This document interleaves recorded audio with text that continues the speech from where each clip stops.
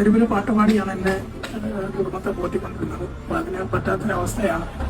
നിങ്ങളുടെ സഹായം ഉണ്ടെങ്കിൽ മാത്രമേ എനിക്ക് എൻ്റെ ഓപ്പറേഷനും അതുപോലുള്ള എൻ്റെ ബാക്കിയുള്ള ട്രീറ്റ്മെൻറ്റുകൾ നടക്കും.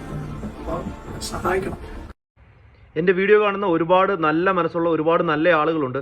അവരോട് ഒരു സഹായം അഭ്യർത്ഥിക്കാനായിട്ടാണ് ഞാൻ ഈ വീഡിയോ ചെയ്യുന്നത്. ഞാൻ ഇതുപോലെയുള്ള ചാരിറ്റി വീഡിയോസ് ഒന്നും അധികം ചെയ്യുന്നയാളല്ല.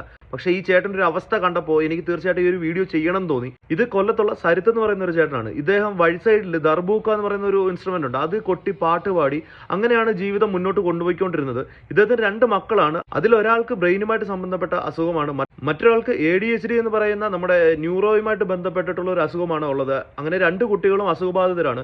അതിന്റെ കൂട്ടത്തിലാണ് ഈ ചേട്ടൻ പാടിക്കൊണ്ടിരുന്ന സമയത്ത് വായിൽ നിന്ന് ചോര വരികയും അത് മെഡിക്കൽ കോളേജിൽ കൊണ്ട് കാണിച്ചപ്പോഴത്തേന് അത് ശ്വാസകോശവുമായിട്ട് ബന്ധപ്പെട്ടിട്ടുള്ള ഒരു അസുഖമാണ്. അതിന് ഉടനെ തന്നെ ഒരു സർജറി വേണമെന്നാണ് പറഞ്ഞിരുന്നത്. ഇപ്പൊ ഏകദേശം 5 മാസത്തോളമായിട്ട് അദ്ദേഹം ഈ ഒരു അസുഖമായിട്ടിരിക്കുകയാണ്. അതുകൊണ്ട് തന്നെ പാടാനോ മറ്റും സാധിക്കുന്നില്ല. കൂടെ തന്നെ ഈ പറയുന്ന അസുഖത്തിന് മെഡിക്കൽ കോളേജിൽ സർജറി ചെയ്യാനുള്ള സാഹചര്യങ്ങൾ ഇല്ല. അതുകൊണ്ട് തന്നെ മറ്റു പല പ്രൈവറ്റ് ഹോസ്പിറ്റലും ആശ്രയിക്കുക എന്നുള്ളതാണ് ഇപ്പൊ ഈ ചേട്ടന് ചെയ്യാനായിട്ട് പറ്റുന്നത്. മരുന്നുകൾക്കും മറ്റുമായിട്ട് ഒരുപാട് പൈസ അവർക്ക് ആവശ്യമായിട്ടുണ്ട്. ഇതിനു മുമ്പ് പല ആളുകളും ഈ ചേട്ടന്റെ വീഡിയോ ചെയ്തിരുന്നു. ആ ചേട്ടൻ എന്നോട് പറഞ്ഞത് ആ വീഡിയോയിൽ നിന്നൊക്കെ കിട്ടിയ വളരെ തുച്ഛമായ ഒരു തുക മാത്രമാണ്.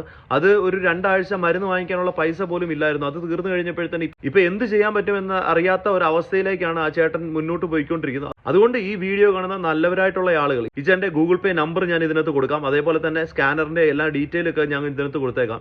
നിങ്ങളെ കൊണ്ട് പറ്റുന്ന രീതിയിൽ ഒരു സഹായം ചെയ്യുക. നമ്മൾ മനുഷ്യനായി ജീവിച്ചിരിക്കുന്ന സമയത്ത് ചെയ്യുന്ന സഹായങ്ങളാണ് മരിച്ചു കഴിയുമ്പോഴത്തേന് ഓർത്തിരിക്കാനുള്ളൂ എന്നൊക്കെ പറഞ്ഞു കേട്ടിട്ടില്ലേ. അപ്പൊ പിന്നെ നമ്മൾ ജീവിച്ചിരിക്കുമ്പോൾ നമ്മളെ കൊണ്ട് പറ്റുന്ന രീതിയിൽ പറ്റുന്ന സഹായം ചെറിയ രീതിയിലെങ്കിൽ ചെറിയ രീതിയിൽ ചെയ്യാനായിട്ട് ഒന്ന് നിങ്ങൾ ശ്രമിക്കുക. ഇതൊരു അപേക്ഷയായിട്ട് കാണുക.